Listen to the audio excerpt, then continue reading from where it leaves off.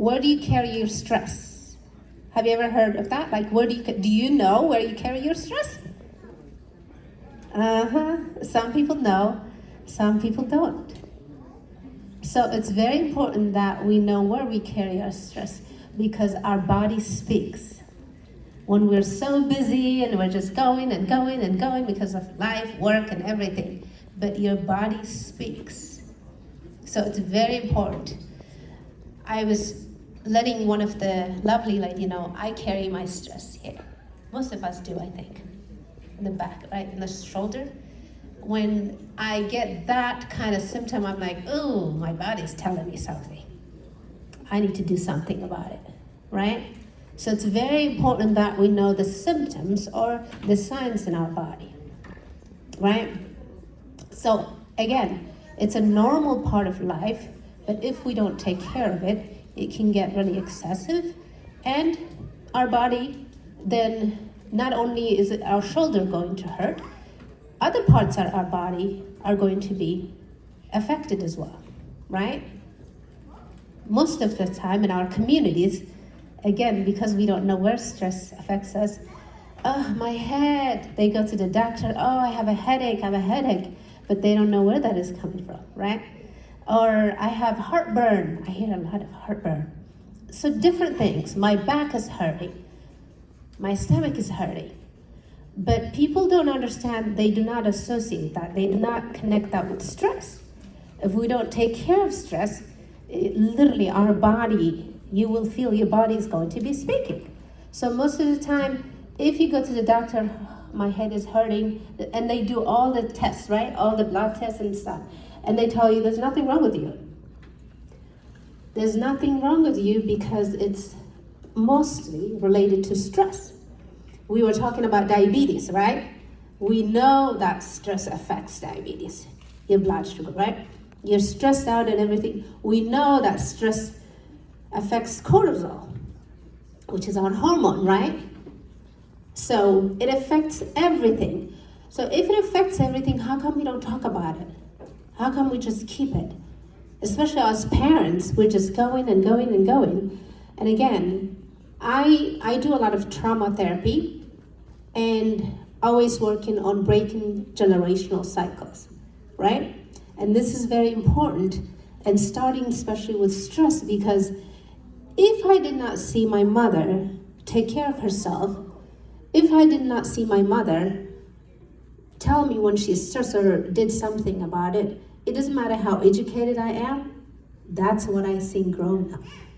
So what I've seen is, even though our children are growing here, when we were stressed, they didn't see us. So what they do is they don't say anything. So guess what? That's what we're talking about, that generational cycle. We're struggling, and our kids are also struggling. We're working so hard day and night to take care of our children while we're stressed, but we're not telling them, we're not opening that door to speak to us.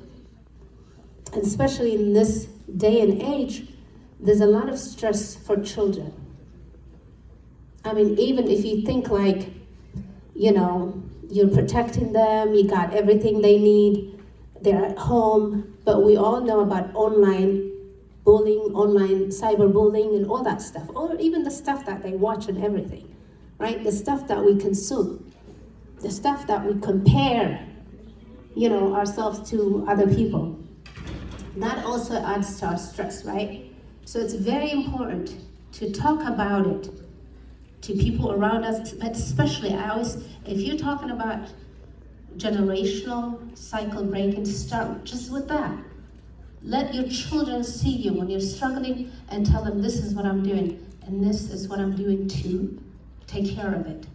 By doing that, you're breaking that cycle for them. So then they don't think, oh my God, what's wrong with me? What's wrong with me? Because that's what we always think.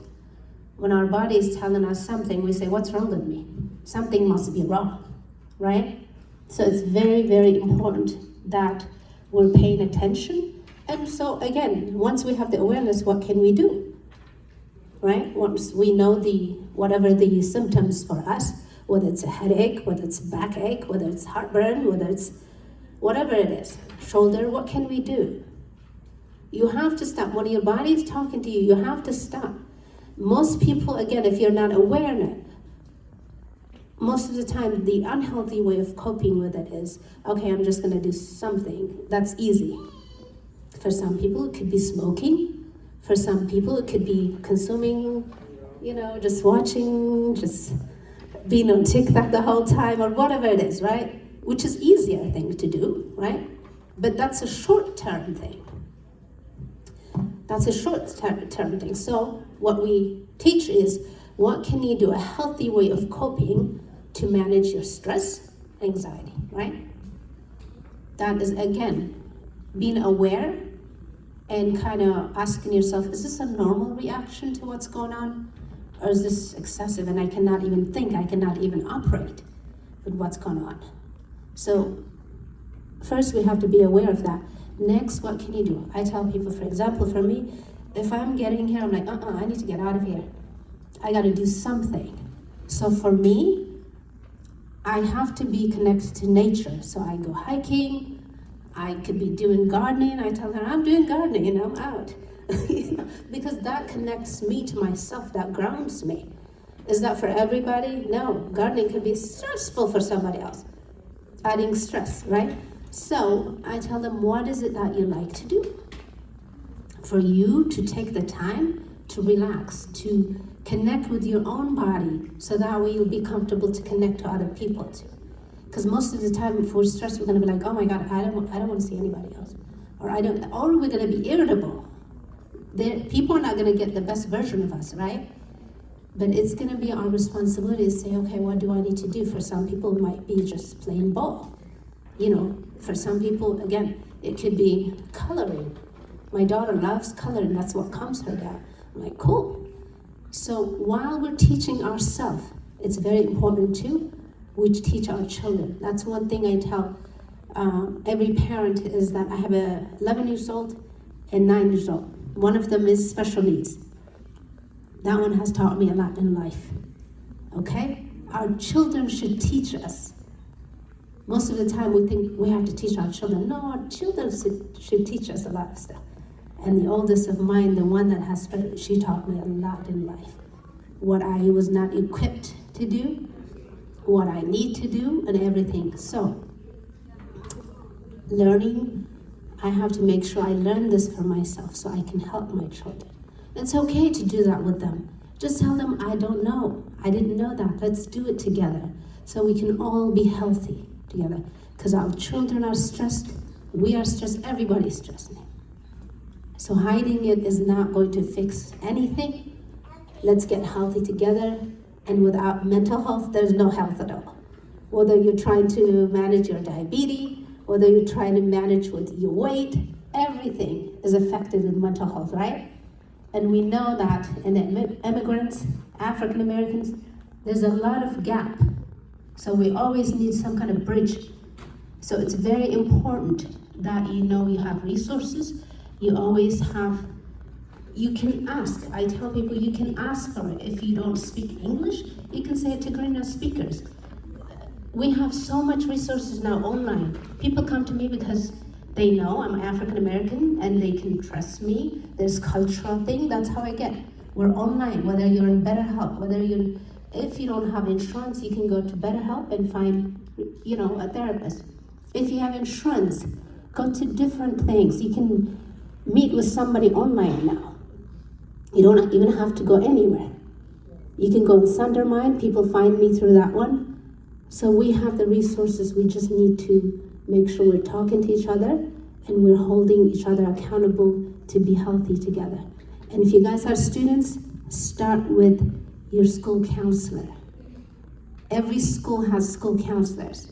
And parents encourage your kids to make that normal, to normalize that, to talk to them.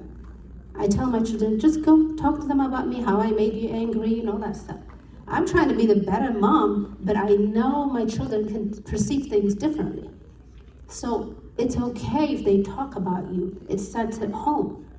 So the same thing that way when they go to college, most of our people struggle when they go to college. That's when we get mental breakdown and all that stuff, because they were never taught to, to manage their stress and anxiety. So it's very important.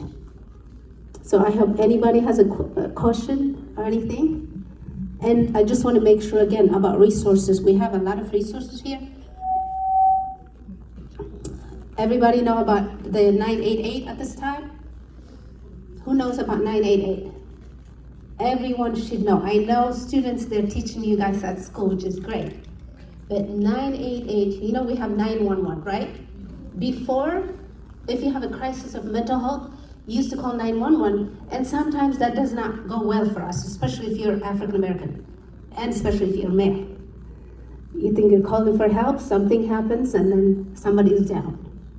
So 988 is for mental health crisis, and this is for older people and for young people, because for young people, they can text. They can text and say, hey, I'm going through this. And then they can talk to you. No police is gonna come. And for the people like me, whatever, old people, you can call and you can talk to somebody. And for the immigrant people, if you say you don't speak English, you can call and say, I don't speak English, I need an Amharic speaker, I need Tigrinya speaker. They will get it for you. So we need to use the resources that we have, because a lot of people are struggling, a lot of our kids are struggling. So this is very important. I share that, there's cards there, you guys can take it. Make sure you're telling everybody, especially those around you, because if they don't feel comfortable talking to you, they can talk to somebody who's professional. They're not going to judge them, they're just going to talk to them through what they're going through. And if they feel like they need additional information, they will give them that.